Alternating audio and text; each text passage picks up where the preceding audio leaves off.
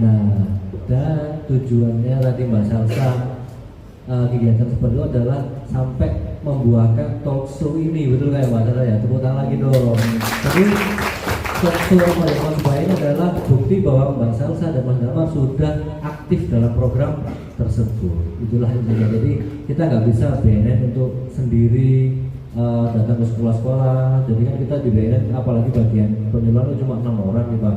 Jadi capek kan kita keliling terus. Jadi kita nyari orang-orang seperti Mbak Salsa ini yang memang dia istilahnya jadi relawan atau penggiatnya BNN supaya apa? Bikin event di sekolahnya masing-masing. Itu jadi Mbak Salsa adalah istilahnya kepanjangannya BNN untuk bikin program remaja Persebaya seperti ini. Bukan lagi nggak cuma seperti tahun ini juga, nanti misalkan bikin event lomba, ada misalkan kalau anak-anak cerita ke guru mungkin kan mungkin malu segala macam, bisa langsung cerita ke Mbak Salsa dan Mas Damar karena mereka juga dibekali sama waktu itu narasumbernya adalah psikolog Mbak Salsa ya, psikolog dari UMM gitu. Tapi misalnya pertanyaan apa? Oh ya, program itu juga itu di program rutinnya termasuk tadi satgas, kemudian penjualan rutin, kemudian ada penjualan ke orang tua segala macam itu memang sudah kita sudah kita berikan atau sudah kita kerjakan selama 10 tahun ini. Makanya ketika nanti adik-adik di sini atau bapak guru di sini ada event apapun itu libatkan BNN. Kita dengan senang hati membantu kalian untuk agar mereka tahu apa sih banyak narkoba, kemudian mereka dibandingkan dengan banyak narkoba seperti itu.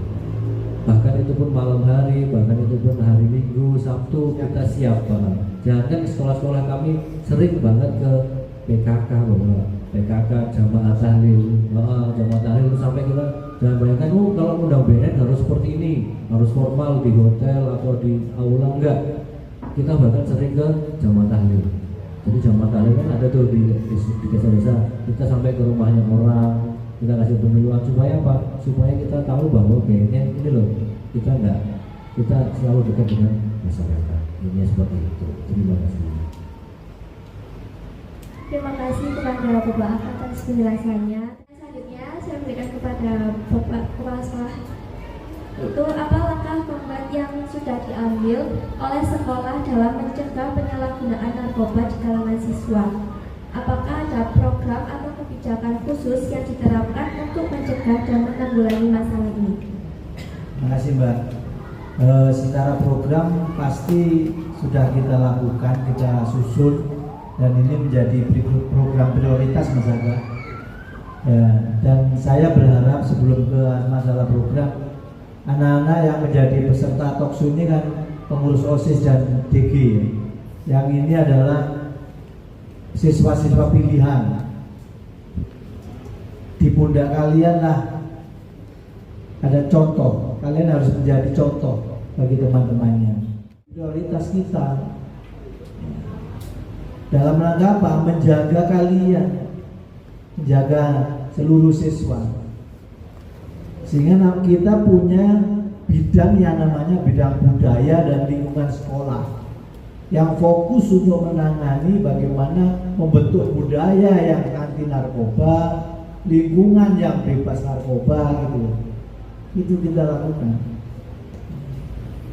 Di bidang budaya dan lingkungan itu kita akan kita sudah melakukan berbagai program baik preventif maupun kuratifnya.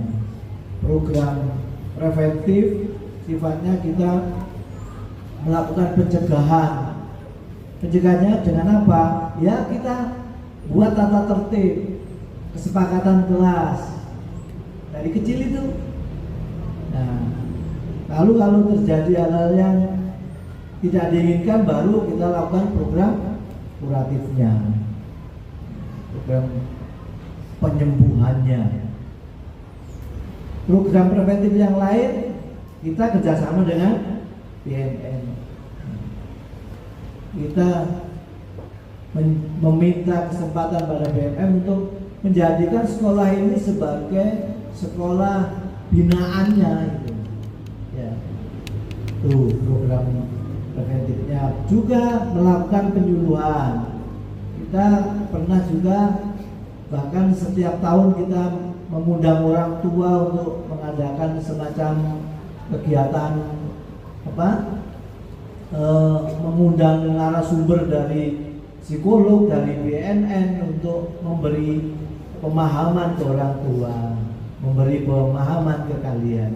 Itu betul-betul program preventif. Program kuratifnya ya kita lakukan penindakan. Dalam arti penindakan bukan hukuman atau sanksi atau apa. Kita lakukan pembinaan. Jika ada anak-anak yang terbukti melakukan hal-hal yang terkait penyalahgunaan narkoba atau apa, ya kita bina, kita dampingi bersama orang tua, kita panggil, kita ajak diskusi, mari di rumah didampingi, di sekolah didampingi. Nah, tapi ketika proses itu berjalan tetap tidak bisa ya dengan terpaksa, maka kita kembalikan ke orang tua. Itu bentuk upaya untuk penyadarannya bahwa kita siap untuk mendampingi dengan baik, tapi kalau yang didampingi tidak mau berubah ya terpaksa kita ambil tindakan, kita kembalikanlah orang tua. Gitu. Mudah-mudahan dengan begini anak-anak memahami dan tidak akan pernah coba-coba untuk dekat dengan narkoba. Kalau sudah berkenalan dengan narkoba, sulit ya, untuk keluar dari lingkaran itu dan sulit untuk mengembalikan kita agar tidak tergantung pada narkoba. Itu sangat-sangat. Terima kasih Pak, itu yang bisa kami sampaikan. Terima kasih atas jawaban yang sangat luar biasa Bapak Budi. Saya akan bertanya lagi kepada Bapak Aga. Ketika seorang remaja sudah terjebak dalam penyalahgunaan narkoba, apa saja langkah yang harus diambil oleh keluarga dan sekolah untuk menolong mereka keluar dari kecanduan? Bagaimana proses rehabilitasi berjalan untuk usia remaja saat ini? Terima kasih. Baik, terima kasih. Ini kalau berbicara tentang anak yang sudah kena, jadi kita nggak berbicara tentang pencegahan lagi ya. Kalau memang ada teman kalian, ada saudara, kemudian ada siapapun yang memang sudah kecanduan narkoba, gimana sih cara untuk menangani mereka, gitu kan pertanyaannya. Jadi ketika di sekolah wajib bapak ibu guru untuk tahu sebenarnya sejauh mana sih tingkat kecanduan ini dengan cara apa, kita bawa ke BNN. Dibawa ke BNN. Jadi di BNN itu ada yang namanya asesmen. Jadi misalkan si A ini sudah terpapar narkoba atau kena narkoba, itu sudah sejauh mana sih tingkat kecanduannya, itu ada, bisa.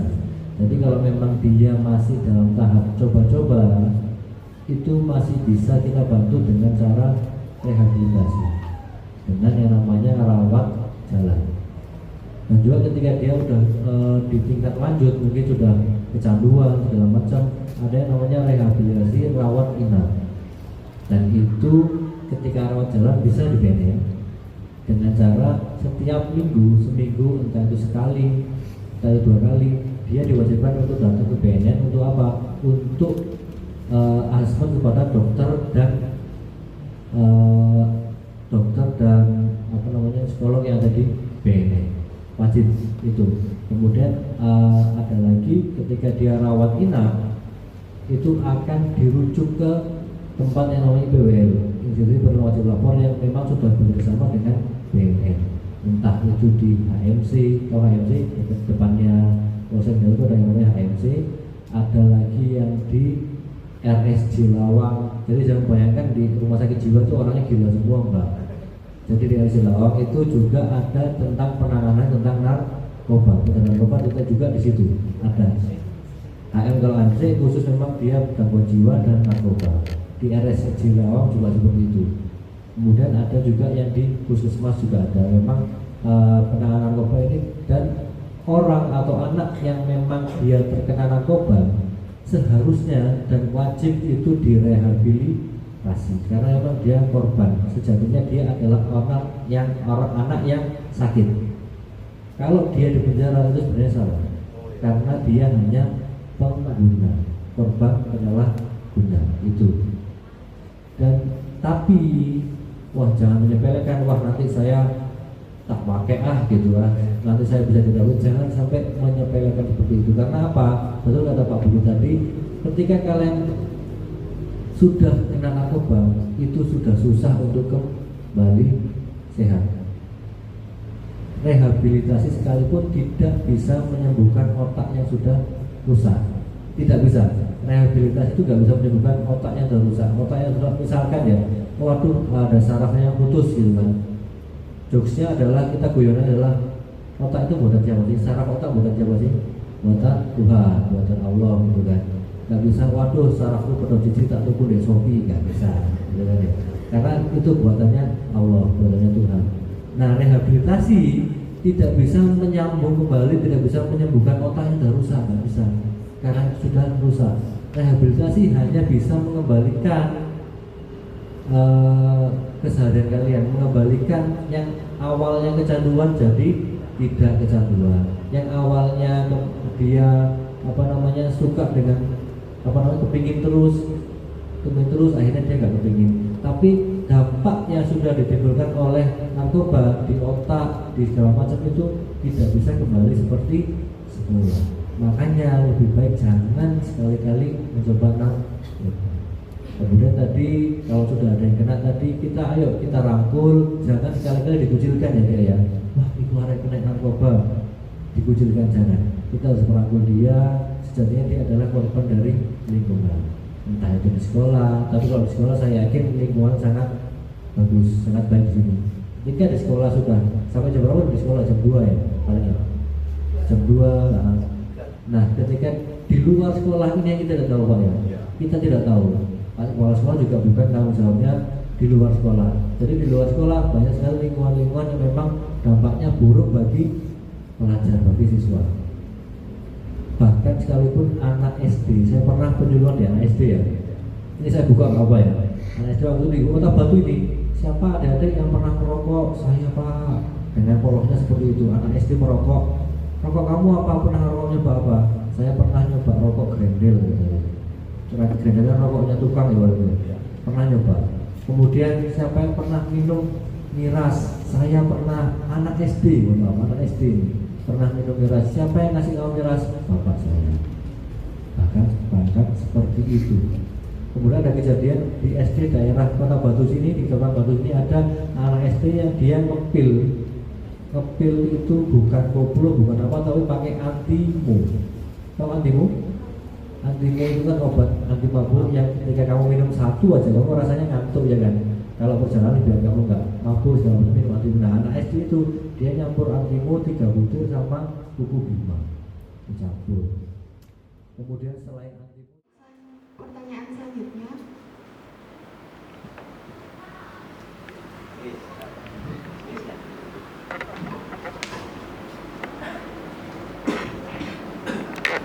permisi, izin bertanya, bagaimana sih Pak ciri-ciri khusus orang yang menggunakan narkoba?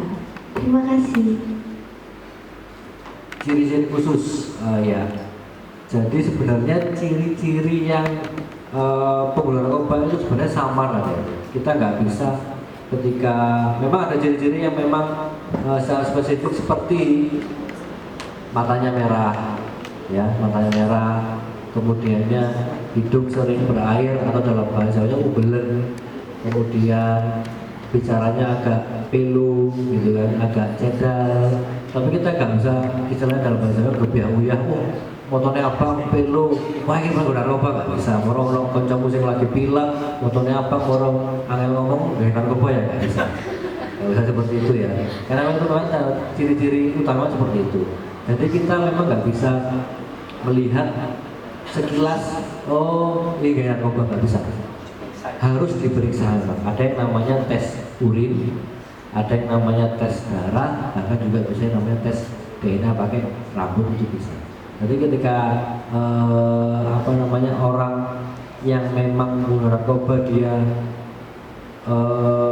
nggak pakai, misalkan hari ini pakai, kemudian seminggu lagi dia nggak pakai ini, ya udah dia kayak orang normal biasa, nggak bisa kelihatan.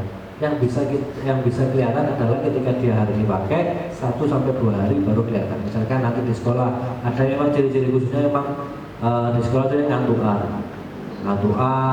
terus fotonya meribatnya merah, kemudian sering jadi gampang marah. Ada waktu itu di daerah ada kerja itu ada sekolah itu memang anaknya memang pakai pil double L. Kata gurunya dia naik di kelas itu turu terus, jadi tidur terus, motornya merah turu terus, disenggol, tolong tangi yang wah pusing gitu mau.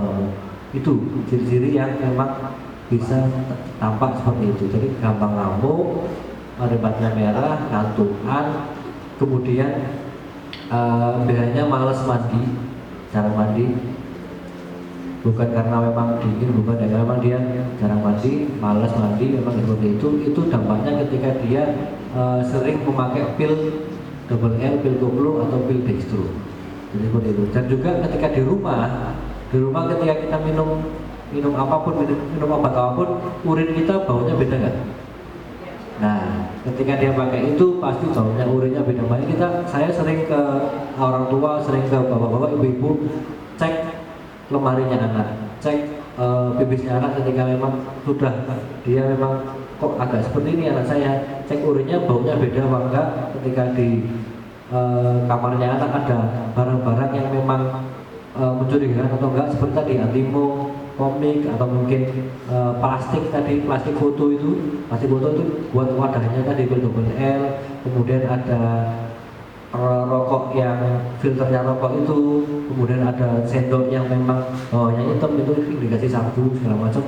Memang orang tua yang harus berperan penting pada keluarga, ngecekin kamarnya anak. Dan juga kalau di sekolah kita bisa mungkin razia bersama, kita sering juga razia sama polisi, sama dishub, sama satpol, sama sekolah. Kita razia tasnya anak-anak. Kita tasnya anak-anak sudah, kemudian joknya, motornya anak-anak. Sering ditemukan memang barang-barang itu di situ, jok motor dan segala macam. Itu jadi kita nggak bisa lihat ciri-cirinya secara langsung.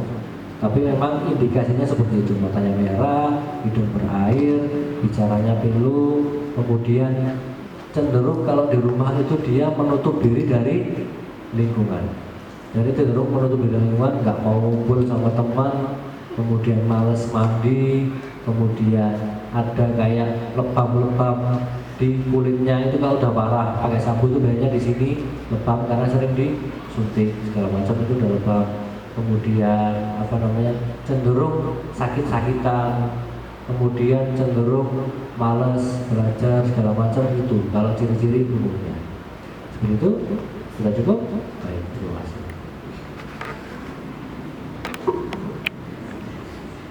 Baik, untuk pertanyaan terakhir,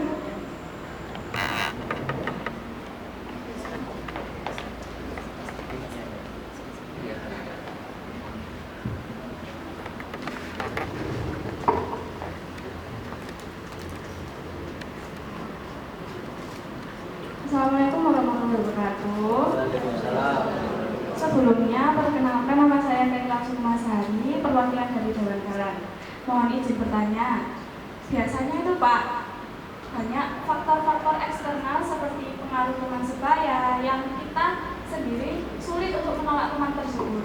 Kayak ada ancaman seperti, kamu misalnya nggak ikut aku, nggak jadi temanku lagi, kayak gitu. Sama banyak faktor kayak pengaruh lingkungan luar yang sulit dikendalikan. Bagaimana trik yang dapat kita lakukan untuk tidak terjerumus pada penggunaan narkoba tersebut? Terima kasih. Baik, memang faktor lingkungan itu sangat dan paling berpengaruh ya dalam adalah lingkungan, entah itu di sekolah, entah itu di di lingkungan rumah, seperti itu. Tapi memang remaja adalah masa yang paling rawan. Masa yang paling rawan ketika dia lebih mementingkan gengsi, lebih mementingkan kebanggaan, lebih mementingkan gaya, lebih mementingkan daripada memang masa depannya sendiri. Seperti yang saya lihat seperti itu, karena memang saya dulu pernah remaja juga Pak ya. Memang seperti itu. Memang jiwa untuk untuk keingintahuannya sangat tinggi. bener sangat tinggi. Jadi ketika temenmu wis melo aku gitu, melo aku ke arah yang negatif, tolak, itu aja. Satu kata tolak. Jadi bentengi diri kalian masing-masing. Tidak ada yang bisa menyelamatkan diri kalian sendiri selain diri sendiri. Jadi jangan gantungkan masa depanmu, jangan gantungkan apapun itu ke teman kalian. Jangan sekali-kali itu. Yang bisa menyelamatkan adalah diri kalian sendiri. Paham ya? Jadi tanaman pada kalian, kuatkan iman. Yang saya bilang itu kuatkan iman. Bagi yang beragama Islam sering sholat segala macam, kemudian yang beragama Kristen sering di gereja, itu pasti penting karena apa? Itu fondasi awal dari diri kalian itu tadi. Kemudian jelas mengikuti kegiatan yang positif. Kemudian sibukkan diri kalian dengan hal-hal yang positif. Kemudian yang paling penting adalah pandai milih teman. Pandai-pandailah memilih teman. Jadi ketika misalkan analoginya adalah kita berteman sama penjual parfum, kita ikut wangi gitu kan. Nah kita jual berteman dengan penjual bangkai hewan juga ikut bau gitu. Itulah seperti itu. Jadi ketika kalian ada teman kalian yang wis melo aku gak keren, aku gak bolon sampai aku maneh nek gak melo aku. Ketika itu memang hal negatif, entah itu apapun itu, tinggalkan. Wis itu gak worth it dalam bahasa, tidak sama sekali tidak tidak berpengaruh pada diri kalian, pada hidup kalian. Kalian masih punya hidup yang masih panjang di depan sana. Ketika kalian salah pergaulan, salah sasaran, salah langkah sekali aja dalam hidup kalian, baik itu di SMP, di SMA, akan berpengaruh pada masa depan kalian. Jadi kalian harus tegas, harus komitmen. Ketika memang ada anak atau teman kalian yang memang menyuruh kalian seperti itu, tinggalkan. Itu aja. Gak usah alasan apa, tinggalkan. Gak usah, nanti aku gak bolon sampai DE. Itu tidak berpengaruh pada diri. Boleh konco sing liyane, nyari circle yang lain, nyari kesibukan yang lain yang masih bisa untuk kalian ikut kegiatan yang positif. Seperti itu ya. Jadi tinggalkan, katakan tidak, itu aja wis.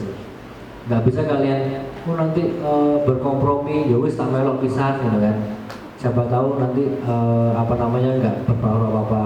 Nanti ikut sekali, kau nyoba melok maneh, kecanduan, akhirnya seperti itu kan kecanduan berkali-kali. Jangan sekali-kali ikut seperti itu. Jadi apapun itu, entah itu rokok, entah itu miras, entah itu pil-pilan, katakan tidak pada narkoba. Jadi kalian sendiri yang harus tegas pada diri kalian. Jangan gantungkan tadi masa depan kalian pada teman kalian. Itu ya. Cukup? Ada yang lain? Cukup ya. Baik, terima kasih. Baik, sesi tanya jawab sudah selesai. Terima kasih kepada teman yang telah mengajukan pertanyaan, dan terima kasih juga kepada dua narasumber kita hari ini. Terima kasih atas jawabannya. Wah, Manazwa, kita sudah di penghujung acara talk show remaja teman sebaya anti narkoba pada hari ini. Bisa disimpulkan nih teman-teman bahwa narkoba ini sangat-sangat berbahaya bagi kita semua, apalagi di generasi muda saat ini. Maka dari itu, untuk semuanya, yuk kita hindari narkoba karena masa depan yang cerah berawal dari langkah kecil kita pada hari ini.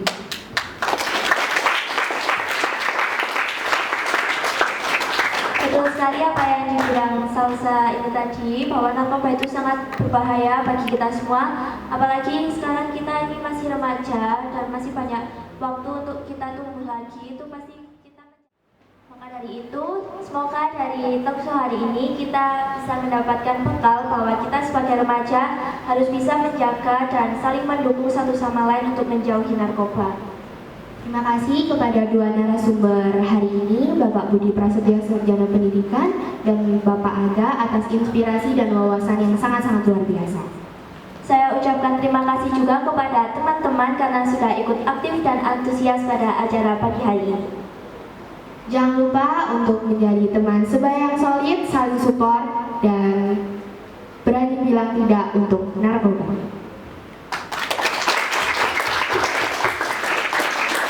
Terima berakhirnya acara pada pagi hari ini, saya Nazwa Zulfa Salsabila. Saya Alia Salsabil Zara Islami. Pamit undur diri, sampai jumpa di acara-acara seru berikutnya. Tetap semangat, Tetap positif dan selalu menjadi remaja yang keren dan berwawasan tinggi. Generasi Astiba Juara, katakan tidak untuk narkoba. Wassalamualaikum warahmatullahi wabarakatuh.